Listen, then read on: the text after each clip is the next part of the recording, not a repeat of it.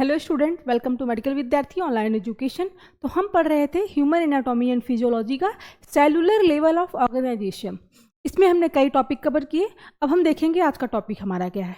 आज का टॉपिक हमारा है general principles of cell communication. मतलब कि जो सेल कम्युनिकेट करती हैं, आपस में बात करती हैं, तो उनमें जनरल प्रिंसिपल्स क्या है। अब आप सोचोगे कि सेल्स को बात करना क्या है, उसमें कैसे बात, जो हमारे बॉडी में हार्मोनल फंक्शंस होते हैं वो सेल एक दूसरे से आपस में कम्युनिकेट करके वो सब फंक्शन होता है। अब क्या है, सेल कम्युनिकेशन में सेल्स जो है कई छोटे छोटे भागों से बनी हुई होती हैं। जैसे क्या है, सेल है तो कई सेल मिलती हैं तो टिश्यू बनते हैं, टिश्यू मिलते हैं तो फिर ऑर्गन बनते हैं, ऑर्गन मिलते हैं तो ऑर्गन सिस्टम। ऐसे क्या होता है, हमारी बॉडी का निर्माण होता है। अब इसमें क्या है, जो कई सेल्स होते हैं छोटे छोटे भागों से बनी होती हैं, जिसमें हर जो सेल्स होती हैं अपनी सबका अलग अलग काम होता है, सबका अपना अलग अलग फंक्शंस होता है। और सेल एक दूसरे से फिर आपस में कम्युनिकेट करती हैं। कोई हार्मोनल हो गया कि यहाँ से हार्मोन सिक्रेट करना आपने पढ़ा होगा, फीडबैक सिस्टम, तो वो क्या होता है कि कम्युनिकेट के माध्यम से ही होता है। तो ये क्या होता है, जो सेल्स होती हैं हमारे, वो क्या है, हमारी बॉडी में जो भी ग्रोथ होता है, बॉडी ग्रोथ होता है, ऐसे बॉडी का विकास होता है, या बॉडी में जो भी मेंटेनेंस होती है, मरम्मत होती है, कोई सेल्स अगर डिस्ट्रॉय हो रही हैं फिर नई सेल्स बन रही हैं। और जो भी पुनर्जनन, मतलब क्या होता है, जैसे आपने देखा होगा छिपकली वगैरह होती हैं, तो छिपकली का अगर पूंछ कट जाता है तो एक टाइम के बाद नया पूंछ आ जाता है, तो उसी को बोलते हैं। ये क्या होता है कि सेल जब डिवीजन होता है तो इन सब चीज़ों की वजह से ये होते हैं। और क्या है, रिप्रोडक्शन के लिए, जैसे कि क्या बॉडी में रिप्रोडक्शन होता है जब, तो उसमें भी ये सेल क्या होता है, डिवाइड होते हैं, डिवीजन होता है, इनका विभाजन होता है। अब क्या है, सेल्स के अलग अलग काम होते हैं। जितनी भी सेल्स होती हैं हमारी बॉडी में, सबका वो अलग अलग फंक्शन होता है कि कौन से सेल का कौन सा काम करना है, प्रोटीन ले जाना है, फिर लिपिड ले जाना है। बॉडी में बहुत सारे हार्मोन होते हैं, तो एक दूसरे को इधर उधर ट्रांसफर करना है, कम्युनिकेट करना है। ये क्या होता है, हमारे सेल्स का काम होता है।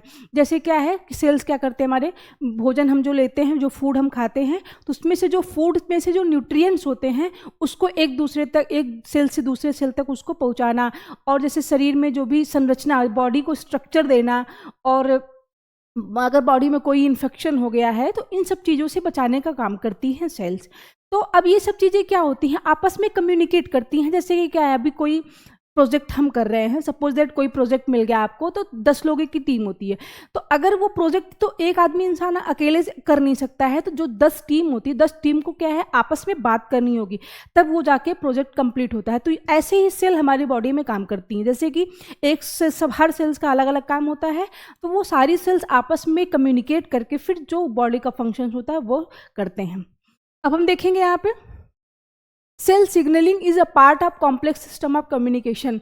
अब क्या है, सेल सिग्नलिंग जो बहुत ही कॉम्प्लेक्स सिस्टम है कम्युनिकेशन का, जो आपस में कम्युनिकेट करती हैं, that governs basic activities of cell and coordinate cell action.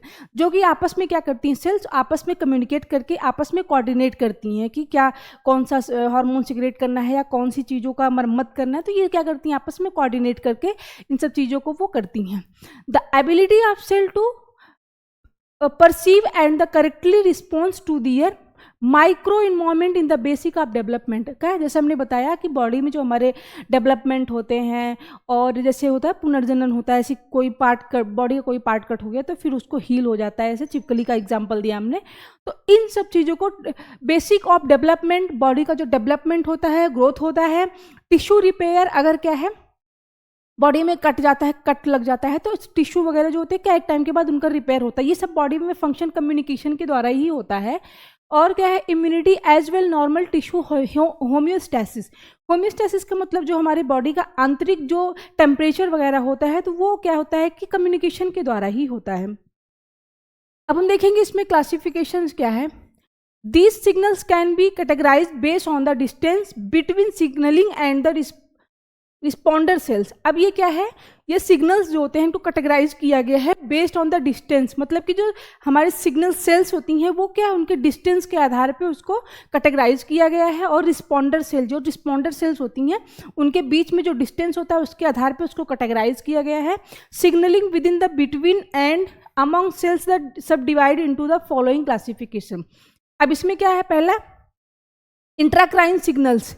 इसमें क्या होता है, इंट्राक्राइन सिग्नल्स में produced by the target cell and stay within the target cells. अब ये क्या होता है, टारगेट सेल क्या होता है?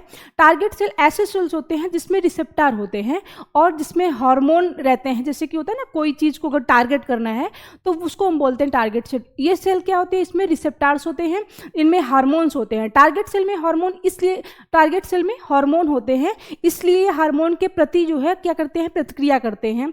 और जैसे कि हमारे सेल्स में हार्मोन के लिए रिसेप्टर होते हैं और उस क्या करते हैं, वो हार्मोन को इफेक्ट से, जो भी अगर होते हैं हमारे हार्मोन है तो हार्मोन को इफेक्ट नहीं लाने देते, बाहरी कोई इफेक्ट नहीं लाने देते हैं, उसको बोलते हैं टारगेट सेल। अब ये क्या है, इंट्राक्राइन सिग्नल्स ये प्रोड्यूस करते हैं टारगेट सेल को और within the target cell. तो ये समझ में आ गया कि ये क्या करते हैं, इंटरक्राइन, ये सिग्नल्स जो हैं टारगेट सेल को प्रोड्यूस करते हैं। अब आता है ऑटोक्राइन सिग्नल्स। इसमें क्या होता है, autocrine signals are produce by the target cell. ये क्या होता है, टारगेट सेल के द्वारा ये प्रोड्यूस होता है। और द सिक्रेटेड, और क्या होता है, जो सिक्रेशन होता है, and affect the target cell और इट्स सेल्फ वाया रिसेप्टर्स। और क्या होता है, ये जो हमारे टारगेट सेल होते हैं उसको अफेक्ट करते हैं इट्स सेल्फ वाया रिसेप्टर्स के द्वारा। जो रिसेप्टर्स होते हैं उनके द्वारा ये क्या करते हैं, हमारे टारगेट सेल जो उसको अफेक्ट करते हैं। Sometime autocrine cells can target cells close by if they are the same type of cell.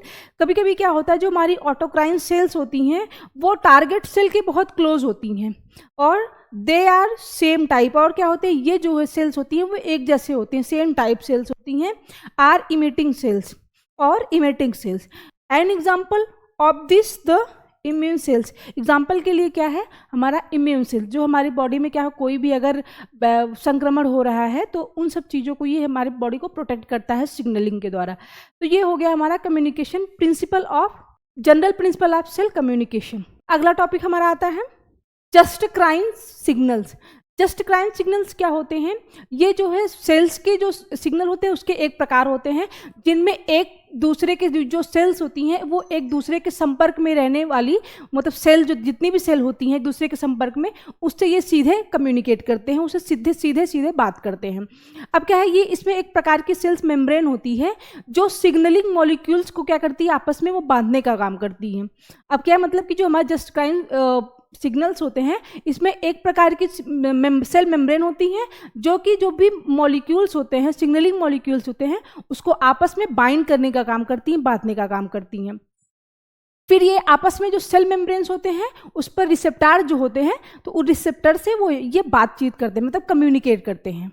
तो हम देखेंगे अब इसमें juxtacrine signals target adjacent touching cells. अब मतलब टचिंग सेल्स मतलब जो होते हैं, जो टचिंग सेंस ऑर्गन जिसको हम बोलते हैं, तो सेंस सेल।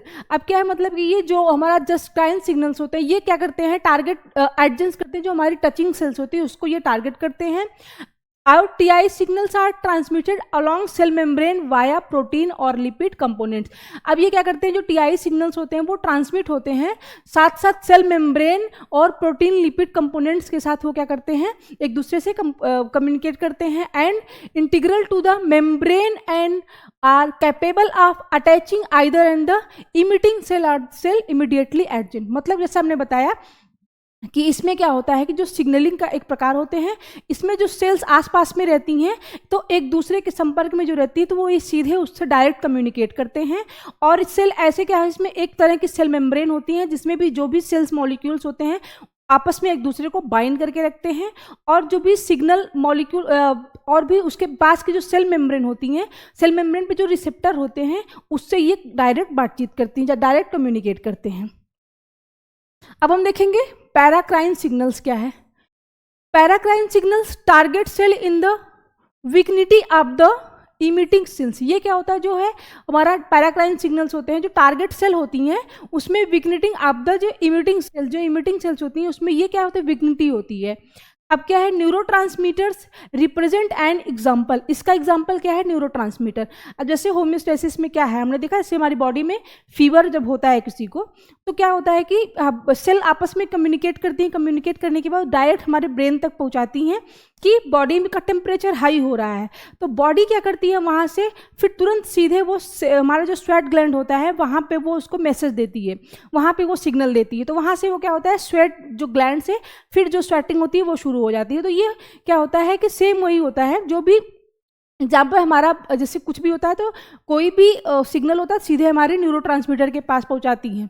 अब क्या है एंडोक्राइन सिग्नल्स, इससे क्या होता है जो हार्मोनल सिक्रीशन होता है, जैसे क्या है हमारी बॉडी में कुछ थोड़ा सा डिसबैलेंस होता है तो जो भी सेल्स होती हैं वो एंडोक्राइन को हमारे मैसेज देती हैं, वहाँ पर सिग्नल पहुँचाती हैं, तो वहाँ से हार्मोन सिक्रीट होने लगता है। तो ये क्या endocrine signals target distant cell, ये क्या होते हैं जो हमारे टारगेट करते हैं जो डिस्टेंट सेल, मतलब जो पास में सेल होती है, दूर दूर जो सेल होती हैं उसको ये क्या करते हैं टारगेट करते हैं। एंडोक्राइन सेल्स प्रोड्यूस हार्मोन्स, अब क्या जो एंडोक्राइन सेल्स होती हैं वो हार्मोन प्रोड्यूस करना शुरू कर देती हैं that travel through the blood to reach part of the body, जो कि जो हार्मोन वो सिक्रेट करना शुरू करती है एंडोक्राइन सेल्स, वो क्या होता है ब्लड के द्वारा हमारी बॉडी में ट्रेवल करती हैं और जो भी बॉडी के पार्ट्स हैं वहाँ तक वो पहुँचाना शुरू कर देती है कि कहाँ कहाँ इसको पहुँचाना है हार्मोन को। ये हो गया एंडोक्राइन सिग्नल्स। अब हम देखेंगे सम सेल कम्युनिकेशन, कुछ सेल टू सेल, एक सेल से दूसरे सेल के बीच में कम्युनिकेशन क्या है, requires direct cell to cell contact. इसमें क्या होता है कि एक सेल से दूसरे सेल के बीच में कम्युनिकेशन, डायरेक्ट कम्युनिकेशन की रिक्वायर्ड होती है। अब some cells can form gap junction, इसमें कुछ जो अभी सेल्स होती हैं वो गैप जंक्शन के द्वारा जो है क्या होता है वो कम्युनिकेट करती हैं। गैप जंक्शन जो होता है पिछले लेक्चर में हमने बताया था, तो ये कुछ इसमें सेल्स होती हैं जो गैप जंक्शन के द्वारा क्या कम्युनिकेट करती हैं दैट कनेक्ट दियर साइटोप्लाज्म, और उसमें जो साइटोप्लाज्म होता है उससे वो आपस में कनेक्ट करती हैं। तो साइटोप्लाज्म ऑफ एडजेंट सेल, मतलब साइटोप्लाज्म और एडजेंट सेल के बीच में वो डायरेक्ट उससे कनेक्ट करती हैं गैप जंक्शन के द्वारा, और सेल टू सेल उससे डायरेक्ट कम्युनिकेट करने का काम करती हैं। ये हो गया हमारा सेल कम्युनिकेशन और बेसिक प्रिंसिपल्स उसमें क्या क्या है, ये सब चीज़ हो गए।